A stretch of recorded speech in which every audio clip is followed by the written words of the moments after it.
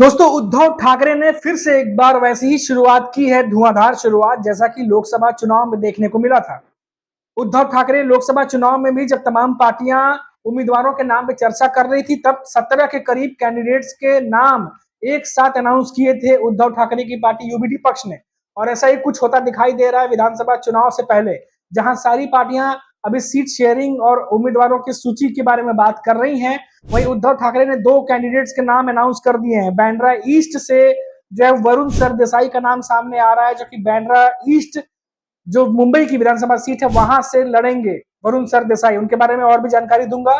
और दूसरी जो सीट है वो है करजत खालापुर की, जहां से नितिन सावंत जो है वो लड़ने जा रहे हैं यूबीडी पक्ष की तरफ से। ये दो उम्मीदवारों के नाम फाइनल हो चुके हैं जिनका नाम सामने आ रहा है। तो दोस्तों ये बहुत बड़ी खबर मुंबई से निकल करके आ रही है। बता दें कि करजत जो है यहाँ से 2-2.5 घंटे की दूरी पे ही है, जहां पे करजत खालापुर विधानसभा सीट पड़ती है, और वहां से नितिन सावंत जो है वो लड़ने जा रहे हैं। और बांद्रा ईस्ट जो कि मुंबई में पड़ता है, उस विधानसभा सीट से वरुण सरदेसाई। दोस्तों वरुण सरदेसाई जो है युवा सेना में काफी समय से कार्यरत हैं। बताया जाता है कि 14-15 साल उनको हो चुके हैं, और आदित्य ठाकरे के चचेरे भाई भी हैं, और काफी सालों से जो है युवा सेना में वो कार्यरत हैं। और आपको बता दें कि बांद्रा ईस्ट का जो एरिया है वहां से जिस उनका नाम सामने आने से ये भी सुनने में आ रहा है कि कांग्रेस से कुछ जो लोग हैं वो थोड़े से असहज और नाराज हो गए हैं, क्योंकि बांद्रा ईस्ट से कांग्रेस जो है वो अपना उम्मीदवार उतारना चाह रही थी, लेकिन उद्धव ठाकरे ने जो है वो अपने कैंडिडेट का नाम अनाउंस कर दिया। हालांकि ये रिपोर्ट सामने आ रही है। अब नाम अनाउंस करने से पहले उन्होंने बातचीत की थी या बताई थी या नहीं बताई थी, या कांग्रेस को पता था ये बात, तो अब वो आपस में ही जाने, क्योंकि बैठक उनकी लगातार चल रही है। अब इस पर क्या अपडेट है वो तो अभी तक नहीं पहुंची है, लेकिन इतना जरूर है कि ये दो कैंडिडेट्स के नाम जो है वो अनाउंस कर दिए गए हैं। और उसी के साथ साथ अब चुनावी बिगुल जो है वो उद्धव ठाकरे की तरफ से एक तरीके से फूंक दिया गया है नाम अनाउंस करके। अभी देखिए कि जितने भी पिछले 3-4 दिनों से रोज ये खबर आ रही है कि अगले दिन जो है वो सीट शेयरिंग का फॉर्मूला हम अनाउंस कर देंगे, प्रेस कॉन्फ्रेंस में अनाउंस कर देंगे। उसके बाद जो करीब 80 से 100 उम्मीदवारों के नाम भी अनाउंस हो जाएंगे, और अभी इस पर चर्चा चली रही है। और कभी भी किसी भी दिन प्रेस कॉन्फ्रेंस हो सकती है एमडीए की तरफ से या महायुति की तरफ से, और अनाउंसमेंट की जा सकती है। लेकिन इन सबके बीच उद्धव ठाकरे फिर से वैसे ही अपने दाव खेलते हुए नजर आए हैं। अभी आपको पता ही होगा उनकी सेहत ठीक नहीं थी, एंजियोप्लास्टी हुई और वो हॉस्पिटल से डिस्चार्ज होकर मातोश्री पहुंचे। और मातोश्री पहुंचने के बाद ही आप देखिए कि एक के बाद एक धमाका जो है वो उद्धव ठाकरे यानी यूबीडी पक्ष की तरफ से शुरू हो गया है। और दोस्तों अगर हम और बात करें जो बाकी के जो चुनावी पार्टियां हैं उनकी, तो देखिए यहाँ पर शरद पवार जो है उन्होंने कल एक बयान दिया है और कहा है कि हम 1 दिन या 2 दिन में जो सीट शेयरिंग है उसको लेकर के प्रेस कॉन्फ्रेंस करके अनाउंसमेंट कर सकते हैं।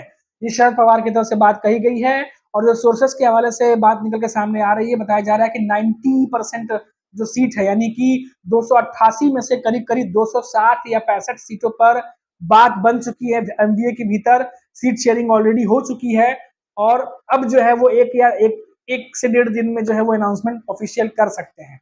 लेकिन महायुति की तरफ से दोस्तों अभी भी पेच फंसा हुआ है, और बल्कि ये सुनने में आ रहा है कि पहले तो 10 से 15 सीटों पे पेच फंसा था, लेकिन अब जो महाराष्ट्र के सीएम है एकनाथ शिंदे, उन्होंने अड़ंगा लगा दिया है। और शायद जो उनको सीटें मिल रही थी उस पर वो नहीं मान रहे हैं, क्योंकि उनकी पार्टी की तरफ से 100 सीटों की डिमांड की गई थी, और जो खबरें निकल के आई वो 70 सीटों के आसपास है, जो कि सीएम एकनाथ शिंदे जो है उस पर शायद राजी नहीं हो रहे और ज्यादा सीटों की मांग कर रहे हैं। वहीं अजित पवार की एनसीपी भी 90 सीटें मांग रही थी, लेकिन 50 से करीब जो है सीटें उनको मिल रही हैं। तो वहां भी कई सारी चीजें चल रही हैं। तो महायुति के भीतर अगर बात करें तो सीट शेयरिंग को लेकर के अभी अनाउंसमेंट कब होगी, हालांकि वो कह रहे हैं कि जल्द अनाउंसमेंट कर देंगे, लेकिन कब तक होगी अभी तक ये बात जो है सामने नहीं आ पाई है। लेकिन ऐसा लग रहा है कि एमबीए जो है वो आज या कल में कभी भी जो है सैटरडे या सोमवार से पहले की अगर हम बात करें, इस सोमवार से पहले पहले जो है वो अनाउंसमेंट कर सकते हैं। और पूरी जो ऑफिशियल अनाउंसमेंट है, डिटेल है, उम्मीदवारों के साथ जो है वो पूरी अनाउंसमेंट सामने आ सकती है। तो ये जो फाइनल स्टेज में चीजें चल रही है। वही हम बात करें अगर अबू आजमी की, तो अभी अबू आजमी जो है वो लगातार ये बात कह रहे हैं कि अब सीट शेयरिंग को लेकर के नाम अनाउंस कर देना चाहिए, क्योंकि ऑलरेडी बहुत देर हो चुका है और तमाम पार्टियां जो है उस पर नजर गड़ाए हुए हैं कि किसको कितनी सीटें मिलेंगी। और आपको बता दें कि सपा के जो नेता हैं अबू आजमी, उन्होंने भी ये बात कही है कि कम से कम 10 से 11 सीटें उन्हें मिलनी चाहिए। हालांकि 2 ही विधायक हैं और 2 विधायकों के दम पर अब 10-11 सीटें मांगना कहाँ तक जायज है, या उतनी सीटें मिल पाएंगी या नहीं मिल पाएंगी, ये तो आने वाला वक्त ही बताएगा, लेकिन उन्होंने भी डिमांड रखी हुई है और सपा की तरफ से भी जो है वो 10 से 12 सीटें मांगी जा रही हैं। तो अभी देखते हैं कि जो सीट शेयरिंग निकल के सामने आएगा उसमें कौन सी पार्टी कितना सीट लेती है। और जाहिर सी बात है कि 3 प्रमुख जो दल हैं, शरद पवार की एनसीपी, कांग्रेस और यूबीटी पक्ष, ये ही तीनों ज्यादा सीटें अपने पास रखने वाले हैं। और उसके बाद जो कुछ सीटें आपस में डिसाइड करके जो सपोर्टिंग पार्टियां, जो सपोर्टिंग दल हैं, उनको कितनी सीटें दी जाएंगी वो आपस में डिसाइड करके फिर फैसला आएगा। तो सबसे बड़ी खबर दोस्तों जो थी वो ये मैंने आपको बता दी कि मुंबई में पहले से ये सुगबुगाहट थी कि उद्धव ठाकरे जो है वो सबसे ज्यादा सीटों पर उनकी पार्टी चुनाव लड़ सकती है, यूबीटी पक्ष।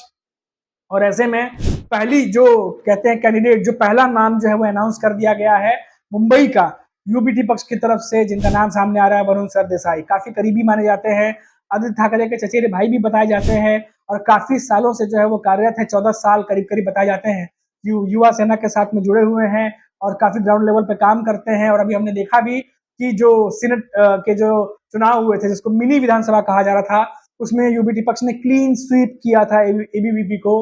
और वहां से जो है ये एक तरीके से लहर उठी थी कि अब विधानसभा में भी यही जो है रुख देखने को मिलेगा। और शिवसेना ने आपको बता दें कि यूबीटी पक्ष ने तो होली भी खेली थी, तो विजुअल्स भी आप तक पहुंचे होंगे। तो अब जो बड़ा एक उलटफेर जो है वो करने के मूड में यूबीटी पक्ष नजर आ रहा है और मुंबई में सबसे ज्यादा सीटों पर यूबीटी पक्ष लड़ने जा रहा है, ऐसी खबरें निकल के सामने आ रही हैं। 36 विधानसभा सीटें हैं दोस्तों मुंबई में, उसमें से सुनने में आ रहा है कि 20 से 22 सीटों पर, करीब करीब 20 से 22 सीटों पर यूबीटी पक्ष जो है वो लड़ सकता है। और जिसमें से शुरुआत जो है वो पहले कैंडिडेट के नाम के साथ जो अनाउंसमेंट हुई है उससे ये शुरुआत हो गई है दोस्तों। तो ये बड़ी खबर थी मुंबई से जो मैंने आपको बताई। और अभी के लिए फिलहाल इतना ही, फिर लौटेंगे तो बात करेंगे महाराष्ट्र की किसी बड़ी खबर पर। तब तक आप देखते रहिए 4 PM महाराष्ट्र और मुझे इजाजत दीजिए। नमस्कार।